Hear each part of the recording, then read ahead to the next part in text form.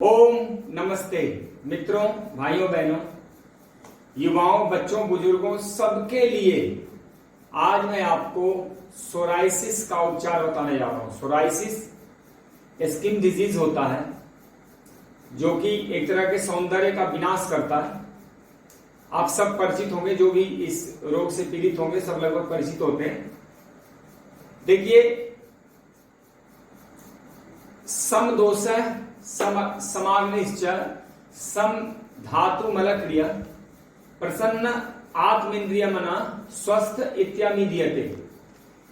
हमारे वेदों ने इतनी सुंदर स्वास्थ्य की परिभाषाएं करी है कि इससे बेहतर, इससे सुंदर कोई परिभाषा हो नहीं सकती। जिसके तीनों दोष यानी वात पित्त कफ सम हो, संतुलित हो, जठराग्नि न मंद हो और न तेज हो, बैलेंस हो। इसी तरह सातों धातु रस रक्त मांस मेद अस्थि मज्जा शुक्र, सातों धातु सम अनुपात में हो। मल मूत्र श्वास पसीना सहित 13 के 13 वेग इस शरीर के, जिसमें छींक जवाई आंसू फ्लैटस सब कुछ है, वह सब वेग सम्यक हो। और 10 इंद्रियां, 5 ज्ञान की इंद्रियां और 5 कर्म की इंद्रियां, 10 इंद्रियां और उसका स्वामी मन प्रसन्न चित्त हो, ऐसे व्यक्ति को स्वस्थ कहा जा सकता है। अब बताइए, ऐसी परिभाषा है दुनिया में कोई? अब आप इस परिभाषा के ऊपर अपने हेल्थ को कसें इस कसौटी पे, फिर देखें क्या आप हेल्दी हैं। स्वस्थ कहा जा सकता है आपको। आपके शरीर का वजन, आपकी हर चीजें बैलेंस है।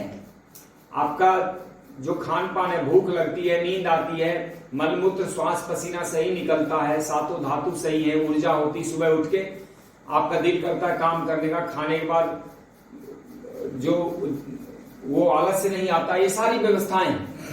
तो मैं अभी सोराइसिस की का चर्चा करने जा रहा हूं। सोराइसिस भी एक रक्त दोष का रोग है, इसको पित्त रोग भी कह सकते हैं। आपसे रिक्वेस्ट करना है कि मेरे YouTube चैनल आरोग्य डॉक्टर अजीत आनंद को सब्सक्राइब कर लें, ताकि मैं आपके पास नए नए हेल्थ टिप्स जो मेरे पास समझ है, मैंने कभी नहीं कहा कि मैंने सब कुछ जान लिया है। देखिए, सत्य तो एक ही होता है, वह परम सत्य अटल है, वह कभी बदलता नहीं। लेकिन ज्ञान हमेशा अपूर्ण होता है। तो जिस के पास जितना ज्ञान है, जितनी सूचनाएं हैं, जितनी समझ है, उसके आधार पे व्यक्ति उस सत्य तक पहुंचने की कोशिश करता है। तो मेरे पास आज जितनी समझ है, मेरे हिसाब से वही मेरा सत्य है। आपका सत्य और हो सकता है, संसार में सबका अलग अलग सत्य होता है। तो इसी प्रकार मैं भी अपनी बात को, अपने जानकारी को, अपने स्वास्थ्य संबंधी समझ को आप तक संप्रेषित करता रहा हूं। उस वीडियो अंत तक देखिएगा और साथ में लाइक कमेंट भी करें। कोई प्रश्न है तो जरूरी नहीं कि 10-15 मिनट के वीडियो में सब कुछ बता सकूं, लेकिन मैं कोशिश करता हूं कम समय में अधिक से अधिक बातें आप तक, सम्यक चीजें पहुंचा सकें, बिल्कुल गहरी बातें। मैं मूल कारण छोड़ना नहीं चाहता, 1-2 चीज बता के 20 चीजें रख लूं, ऐसा नहीं। इसका लाभ आपको मिलने वाला है, लेकिन ये बहुत गहरा विषय, बहुत कुछ छूट जाएगा। मैं टेक्निकल चीजों में नहीं जाता, मैं मोटी मोटी बात बताता हूँ। जैसे राजीव दीक्षित बताते थे, मोटी मोटी बात जो आम आदमी, एक ठेला रेहड़ी वाले भी, एक कम पढ़े लिखे लोग भी समझ सके, देसी भाषा में। देखिए, सोराइसिस का जो रोग है, यह जल्दी जाने का नाम नहीं लेता, और यह एक तरह से छूत का रोग भी नहीं कह सकते। यह शरीर के किसी हिस्से में उपद्रव भी ज्यादा नहीं मचाता, लेकिन सौंदर्य का विनाश तो करता ही है। इसका विकराल रूप यदि ना हो तो इसके साथ आराम से जिया जा सकता है। इसके लक्षण दरअसल होते हैं जो गहरे लाल रेड कलर का है, ब्राउन कलर का भी होता है। यह छाले जैसा उभार आता है, यह दाने, महीन दाने जैसा उभार, इसके कई प्रकार होते हैं। और कई बार तो इसका उभार इतना एक छोटा सा होता है कि मात्र पिन के नोक जितना उभार होता है। यूं कह लीजिए कि पारदर्शी श्वेत परिधान में लिपटा हुआ शरीर पे प्रकट हो जाता है। क्योहनी, घुटने, पिंडली, कटी प्रदेश जो कमर का प्रदेश है, या कई बार कान पे, माथे के ऊपर, स्कल के ऊपर और आपके कंधे के ऊपर, शरीर खोपड़ी के पिछले भाग, कान के पिछले भाग में प्रायः यह प्रारंभ होता है। कभी कभी यह रोग और भी कई जगह पे फैल जाता है, कई बार सिर्फ नाम मात्र का रहता है, कई बार संपूर्ण शरीर में फैल जाता है। कई बार तो रोगी को रोग का अनुमान ही नहीं होता। अनेक रोगियों को तो सोराइसिस सिर से प्रारंभ होके वह रूसी समझ के नॉर्मल इसको साफ करते रहते हैं और रोग बढ़ता रहता है और एक ऐसा समय आता है बहुत बड़ी चिंता कारण बन जाता है। कई बार सोराइसिस एकाएक आता है और अंतर्ध्यान भी हो जाता है। खुजली सोराइसिस का लक्षण कदापि नहीं है, लेकिन यदि उसमें खुजली होती है तो बहुत ही कष्टप्रद है। खुजली के कारण सोराइसिस में वृद्धि बहुत अधिक हो जाती है और डिप्रेशन, चिंता, परेशानी इत्यादि की वजह से और खुजली के कारण बढ़ जाते हैं, खुजली बढ़ जाती है।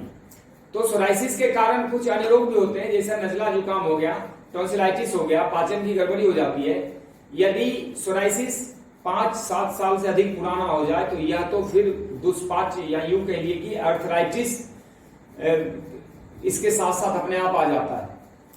तो यह अगर 5-7 साल पुराना हो गया तो बहुत कठिन हो जाता है। इसके कुछ कारण मैं आपको समझाना चाहता हूं। वेरी वेरी सेंसिटिविटी, मतलब बहुत ज्यादा जो संवेदनशीलता होती है, जैसे नजला जुकाम बैक्टीरिया जो सेंसिटिव हो जाता है, हमारा जो स्किन होता है, शरीर होता है, उसके बाद नर्वस वीकनेस, स्नायु दुर्बलता, अंतःस्रावी एंडोक्राइन ग्लैंड्स की विकृति हो जाती है, पाचन संस्थान की खराबी, रक्त दोष, खून में गड़बड़ी हो जाना, रक्त का दूषित हो जाना। इसी प्रकार खान पान की व्यवस्था है, बेमेल भोजन, एक साथ क्या खाना चाहिए नहीं खाना चाहिए उसका ध्यान नहीं होता लोगों को, और असंयमित और एक तरह से संशयशील जीवन, हमेशा संदेह में जीते हैं। जीवन में कई बार विफलताएं होती, परेशानियां होती है, कई चीजें, एलर्जी हो जाती है, कई बार तो हेरिडिटरी ऐसे रोग होते हैं, वंश परंपरा से चले आते हैं। तो यह सब इसके मोटे तौर पे कारण है।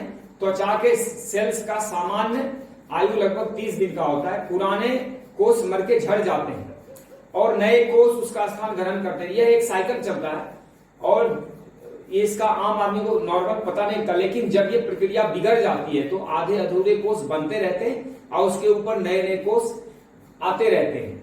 तो ये जो कोषाणु हैं एक दूसरे के ऊपर एकत्रित होते रहते हैं, यह डिपोजिट्स होते रहते हैं। त्वचा में एक उभार सा बन जाता है। जिन कोषों में रक्त संचार बंद हो जाता है एक तरह से, वह कोष मर जाते हैं और उनकी श्वेत परिधान जैसी पारदर्शी परत ऊपर चढ़ जाती, यही परत झड़ती रहती है। अब ये तो मैंने इसका एक मोटे तौर पर दर्शन समझा दिया आपको।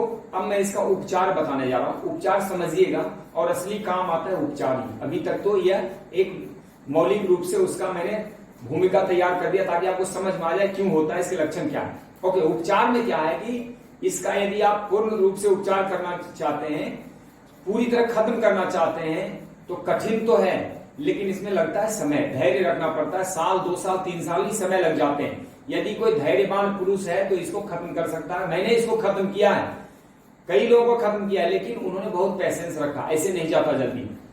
इसमें क्या है कि फास्टिंग करना चाहिए। पहले तो 5-7 दिन लगातार जूस के ऊपर उपवास करें, गाजर, चुकंदर, घिया, इसके बाद सफेद पेठा, कच्चा पपीता, पत्ता गोभी, लौकी, अंगूर, अनानास, सेव, संतरा या फिर नाशपाती या फिर पालक बैर के जूस, जो भी आपके सब्जी फलों का जूस आपके पास उपलब्ध होता है, जूस के ऊपर 5-7 दिन फास्टिंग करके एक बार खून और स्किन में के पोर से पसीना निकलने की व्यवस्था बनाना चाहिए।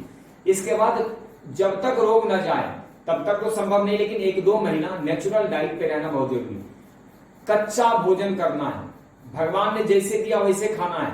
उसमें नमक मिर्च मसाला लगा के पका के तेल मसाले में छोंक के उसका स्वाद के चक्कर में उसका भोजन का नाश नहीं करना है। नेचुरल रस शरीर में जाने, उसके लिए फल, सब्जी, सलाद, अंकुरित करके जो अन्न लेते हैं, दाल लेते हैं, साग पत्ते ले सलाद में, कच्चा नारियल चबाएं।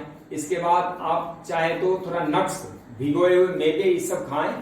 और कोई जूस वगैरह हो, सब्जी फल का जूस, तो 1 गिलास सब्जी 1 गिलास फल, ये जूस तो कंटिन्यू रखना चाहिए। गन्ने का रस, नारियल पानी, नींबू पानी, ये सब ले सकते हैं, लेकिन अधिक खट्टी चीजें इसमें नहीं लिया जाता है। फिर धीरे धीरे आप सामान्य और संतुलित आहार पे आ जाए, जिसमें फल, सलाद, सब्जी, साग पत्ते, अंकुरित, इस सब की मात्रा ठीक ठाक हो। रोटी चावल भी उसके बाद ले सकते हैं, लेकिन चोकर सहित मोटे आटे की रोटी लेनी है और छिलके वाली पतली दाल खानी, ज्यादा दाल में नहीं खाना, प्रोटीन का ज्यादा सेवन नहीं करना चाहिए। दूध घी तो इस रोग के लिए जहर का काम करता है, विष का काम करता है। दूध, दही, घी, पनीर, छाछ, मक्खन, मिठाई, ये सब नहीं लेने से ही भलाई है। फिर भी बर्दाश्त ना हो तो गाय का या बकरी का दूध थोड़ा सा दिन में लिया जा सकता है, सूर्यास्त के बाद वो भी ना लें। लेकिन यदि उसके पे तिल, नारियल, सोयाबीन, मूंगफली का दूध बना के लेते हैं, मेरे YouTube चैनल पे आप देखेंगे कि नट्स मिल्क का एक वीडियो होगा। नट्स मिल्क यदि आप लेते हैं आपके लिए बहुत अच्छा रहता है। इस आंवले का प्रयोग बहुत लाभदायक, आंवला रस के रूप में ले, चूर्ण के रूप में, चटनी के ऊपर किसी रूप में आंवला ले सकते हैं। विटामिन ई वाले खाद्य पदार्थ, खासकर अंकुरित गेहूं हो गया, बादाम भिगो के हो गए, ये सब लेना बहुत ही अच्छा रहता है।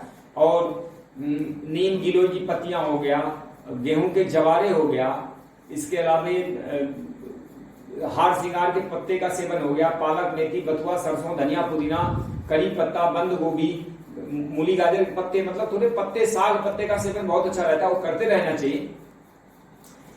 तो मक्की, बाजरा, जौ, चना के मिक्स अनाज की रोटी यदि संभव हो तो खाने चाहिए। सिर्फ गेहूं नहीं खाने चाहिए, चेंज करते रहना बहुत जरूरी है।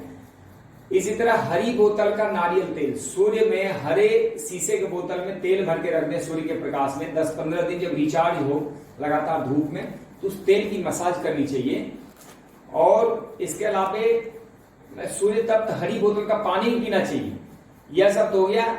थोड़ा सा योगाभ्यास करें, योगाभ्यास बहुत ही गजब का काम करता है और इसमें प्राणायाम विशेष लाभकारी होता है। लगातार कपालभाति, नाड़ी शोधन, अनुलोम विलोम, भ्रमरिका, उद्गीत, भ्रामरी और गुनगुनी धूप का सेवन करना बहुत ही जबरदस्त काम करता है। गुनगुनी धूप का सेवन, अपना ही यूरिन, सेल्फ यूरिन, स्वमूत्र थोड़ा लेके सुबह का पहला पेशाब, और सोराइसिस वाले जगह पे मसाज करनी चाहिए। तुलसी के पत्ते को मसल के उसका मसाज करना चाहिए।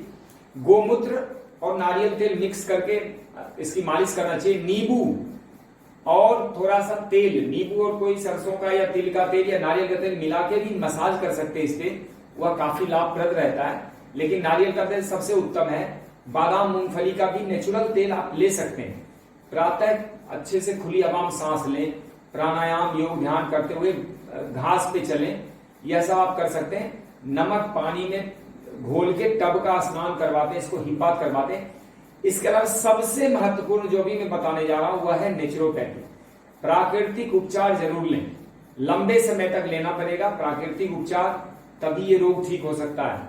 उसमें कई प्रकार का है, मिट्टी, सर्वांग मिट्टी लेप होता है, एनिमा होता है, मसाज होते हैं, भाप स्नान होता है, स्टीम से उसको नहलाया जाता है, भाप से। इसके अलावा उसमें हॉट फूट होता है, पसीना निकलवाने की प्रक्रिया। इस मतलब स्किन के चैनल्स के नीचे जितने भी दोष हैं, कचरे साफ कर दिए जाएं। धीरे धीरे स्किन के ऊपर का भाग जो डेड है या फिर अधमरा कोष है वह धीरे धीरे साफ होना शुरू करे। इसी तरह नीम के पत्ते से नहाए, नींबू से नहाए, फिटकिरी से धुलाई करें उस जगह को, ये खुजली वगैरह होती है, और यह समय लेते हुए धीरे धीरे समाप्त होता है। इसमें प्याज लहसुन का सेवन नहीं करना चाहिए, बिल्कुल भी नहीं करना चाहिए। प्याज लहसुन इसमें बहुत नुकसानदायक होता है। खट्टी चीजें, खटाई, आमचूर, इमली वगैरह का भी सेवन ना करें तो अच्छा है। रक्त जिससे साफ हो वो ज्यादा करें। त्रिफला ले सकते हैं, महामंजिष्ठा क्वाथ ले सकते हैं। इसके अलावा पुनर्नमा, भूमि आंवला, मकोई ले सकते हैं। खदिरादि का काढ़ा ले सकते हैं, खदीर का काढ़ा, ये सब आयुर्वेद की चीजें। स्किन को साफ करने के लिए जो बटियां हैं, कायाकल्प वगैरह ले सकते हैं, नीम गिलोय घरबटी ले सकते हैं। जो भी आप कर सकते हैं कर लें, मैंने अपनी तरफ से आपको सब समझाया है। इसमें जो आप नहीं कर सकते मजबूरी बस छोड़ दें, जो कर सकते हैं करें। हम आपका कल्याण चाहते हैं, मैं चाहता हूं आपको मेरे ज्ञान विज्ञान का लाभ मिले। धन्यवाद। ओम जय हिंद।